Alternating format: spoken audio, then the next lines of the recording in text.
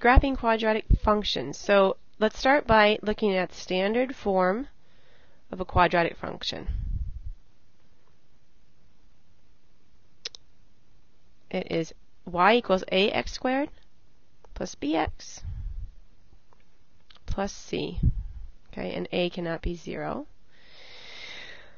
A parabola we've talked about already. You did it in your graphing quadratic packet, but a parabola is what is the shape of a quadratic function, and it will either point up or it will point down. There are arrows on both ends.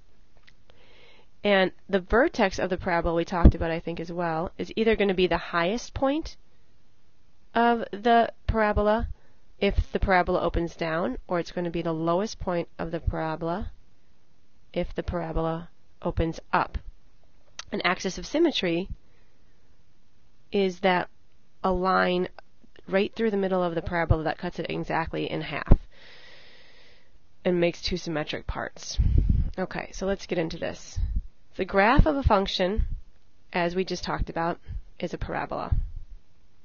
Sorry, I'm going to go to my magnifying glass.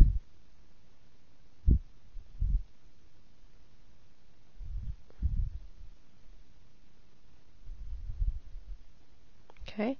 If a is positive, so we can get a lot of information just from looking at the equation. If a is positive, we know automatically that the graph will open up.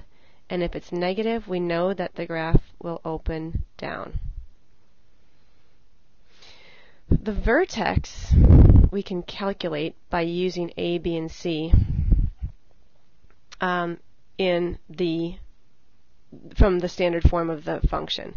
The vertex has an x-coordinate of this. So we plug in our value for a, we plug in our value for b, and plug it into that kind of mini formula, and we can find the value of the vertex, the x-coordinate of the vertex. And finally, the axis of symmetry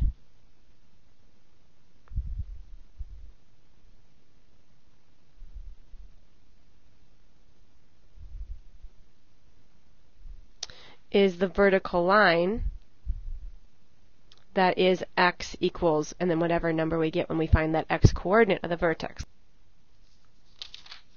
Okay, I'm back. Quick change of hair and on to the next page. Sketch the graph of y equals x squared minus 4x plus 4. So we're given a quadratic function. It's already given to us in standard form. So our first step for sketching the graph is to find the vertex. And to find the vertex, we want to be able to pull out a and b from the standard form. So a is the coefficient of the x squared. Even though there's not a 1 there, we know it's 1. And the b in standard form will be negative 4. So if we know a and b, then we can fill in. It's kind of hard to see. I'm sorry about the photocopy. This is negative b over 2a. So we put in opposite of b, so negative 4 up here over 2 times 1. So all of that is going to simplify negative 4 over negative 2. The two negatives cancel out. It's 2. So the x-coordinate of the vertex is 2. So we, Ms. Trace and I always like for you to make a table. Now this table is horizontal in your note-taking guide. It's the same as if we did these guys, right? It's just a table. So, and we always like you to put the vertex in the middle and then go down to and up to. I think it's always best to have that vertex be in the middle. I'm going to go ahead and use this side table. Might be hard to see, but it's the same as their table over there. I'm going to plug in my values for 2 in for x. So it's going to be y equals, and everywhere there's a 2, I'm plugging in, everywhere there's an x, I'm plugging in a 2. Okay, 2 squared minus 4 times x, right? I'm just flipping colors here, and then plus 4. So simplified, that's y equals 4 minus 8 plus 4. 4 minus 8 is negative 4 plus 4 is 0. We could put that here, or again, just for familiarity, put that here. We usually do our tables vertical in class. If it's 1, I'm going to just take this out of here, just to give myself some room. If it's 1, let's just try to do that without showing work. I'm going to think through it. 1 squared, let's erase all that. 1 squared is 1 minus 4 times 1, so 1 minus 4 is negative 3, plus 4 is 1. Now, if you make sure to put your axis of symmetry, your x-coordinate of your vertex in the middle, that means symmetry. That means I actually don't need to work it out. I can leave that 1. I know because of the line of symmetry it's going to be 1 on both sides. You can check that. You can plug 3 in for x. You're going to get 1 for y. And 0 for x should be nice and easy. 0, 0, and 4. That's going to be 4. And that's going to be 4 here as well because they're equidistant from that axis of symmetry.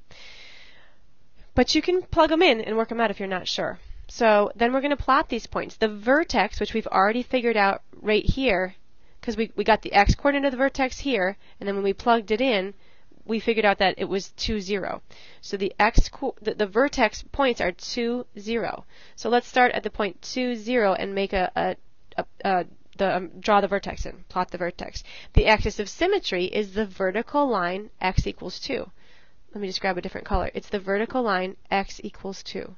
That's the line that goes right through the middle of the parabola and cuts it into two equal sections. And then we're going to finish plotting the rest of the points. I've got the points 0, 4, 1, 1, 2, 0, I already put, 3, 1, and 4, 4. And we're going to connect those points with a smooth curve. I'm going to try that one more time. Zoom in a little bit. And this is not on there, sorry. A smooth curve that does not, it's a U, not a V. Okay, that's not a point, it's not a V at the bottom there, it's a U. Okay, connect the points to form a parabola that opens up. It should, because A is positive. So that's the whole steps and process of graphing a quadratic function. I'm going to do one more, and I'm apologizing for the quality of this photocopy. It's the best I got, people, on a Friday night. Find the x-coordinate of the vertex when A is negative 1, B is 2. So the same process again. We're going to plug in, we're going to first find that x-coordinate of the vertex. So let's plug, there's a negative sign, negative, opposite of B, 2 over 2 times A, 2 times negative 1. So it's going to be 2 over negative 2, but the opposite of that, that's all going to simplify to 1. So right here, when we go to our table, that 1 is in the middle of our table because it's the x-coordinate of the vertex, and the vertex is in the middle. Make a table using x values to the left and right of x equals 1. Let's just, for grins, let's put ours over here vertically because we're used to seeing it that way. I'm going to put 1 in the middle. I'm going to go down 2 and up 2. That horizontal table is fine. We just have been doing vertical tables in class a lot. And then we have to fill in the table. So if we plug in 1 for x, let me show work for one of them. Okay, y equals, every time there's an x, I'm putting a 1 because I'm trying to figure out y when x is 1. Plus 2 times 1. Okay, minus 1. That's negative 1 plus 2 minus 1. That's 1 minus 1 is 0. Okay, I'm just going to get rid of my work to clean it up here a bit. That's 0. And if I put in 0, that's an easier one, so that the first two terms will disappear. I have negative 1. Again, because this guy here is the vertex, I have symmetry. I can just plug in negative 1. I know it is. And just for the sake of time, I'm going to go ahead and give you the value. For negative 1, it is negative 4. So if you plug in negative 1 for x, you will get negative 4.